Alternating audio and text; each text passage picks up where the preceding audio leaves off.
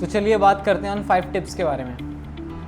देखिए गाइस, आजकल मैं यूट्यूब पर बहुत देख रहा हूँ, हर बंदा एक ही चीज़ के पीछे पड़ा हुआ है कि आप किसी इंस्टीट्यूट या किसी कोर्स के चक्कर में ना पड़ें, कहीं पे आप फीस ना भरें, और जो भी आपको इम्पॉर्टेंट जितनी भी चीज़ें डिजिटल मार्केटिंग के बारे में है वो सब यूट्यूब पर ही मिल जाएगी। तो भाइयों, मैं आपसे एक छोटी सी बात पूछना चाह रहा हूँ। आप सभी यूट्यूब पर अलग अलग वीडियोस देखते होंगे, गाने सुनते होंगे, और जाहिर सी बात है कुछ गानों को आप दोहराते भी होंगे और गुनगुनाते भी होंगे, पर इन सब चीज़ों से आप सिंगर नहीं कहलाते। सेम यही चीज़ अप्लाई होती है डिजिटल मार्केटिंग पे। कुछ चीज़ें हैं जिन्हें बहुत इजीली ऑनलाइन वे में आपको समझाया जाता है, वीडियोस के माध्यम से, आपकी पीडीएफ्स के माध्यम से, और यहाँ पे वो दावा करते हैं कि आप इन सब चीज़ों को देखकर समझकर एक एडवांस लेवल के डिजिटल मार्केटर बन सकते हैं, बट ऐसा नहीं है। सबसे पहला पॉइंट, देखिए गाइस, आपको अपने इंटरेस्ट के ऊपर फोकस रहना होगा। डिजिटल मार्केटिंग में सिर्फ एक कॉन्सेप्ट नहीं है, इसमें बहुत सारे कॉन्सेप्ट आते हैं। आपको कॉर्पोरेट लेवल पे काम करना है तो यहाँ पे एसईओ की बात आ जाती है। अगर आपको अपनी सोशल मीडिया को इन्फ्लुएंस करना है तो यहाँ पे एसएमओ आ जाता है, सोशल मीडिया ऑप्टिमाइजेशन। उसी तरह अगर आप लीड्स जनरेशन और मार्केटिंग में थोड़ा एडवांस लेवल पे जाना चाहते हैं तो यहाँ काम होता है पीपीसी के ऊपर। तो सबसे पहले आपको अपना इंटरेस्ट फाइंड करना होगा कि आप डिजिटल मार्केटिंग में बेसिकली करना क्या चाहते हैं। चलिए तो अब बात करते हैं दूसरे पॉइंट के ऊपर। देखिए गाइस, कड़वा है लेकिन सच है, कोई भी इंस्टीट्यूट, कोई भी ऑनलाइन मीडिया प्लेटफॉर्म आपको डिजिटल मार्केटिंग के एडवांस पॉइंट्स नहीं बताएगा।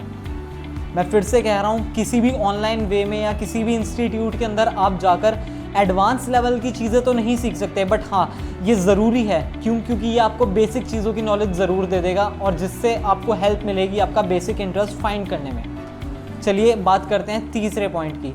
मैंने आपको पहले और दूसरे पॉइंट में क्लियरली बताया, आपको अपना इंटरेस्ट फाइंड करना है और आपको अपना वे देखना है आप डिजिटल मार्केटिंग में करना क्या चाहते हैं। अब तीसरा पॉइंट, आपको एक अच्छे इंस्टीट्यूट की ज़रूरत यहाँ पड़ने वाली है।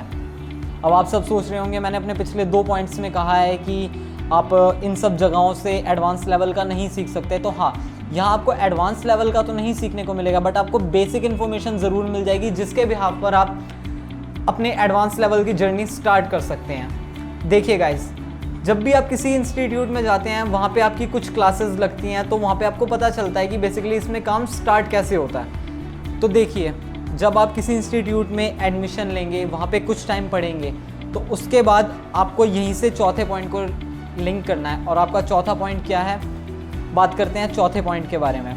चौथा पॉइंट है, अपना कोर्स ख़त्म करने के बाद आपको किसी कंपनी के अंदर इंटर्नशिप पे काम करना होगा कुछ टाइम तक।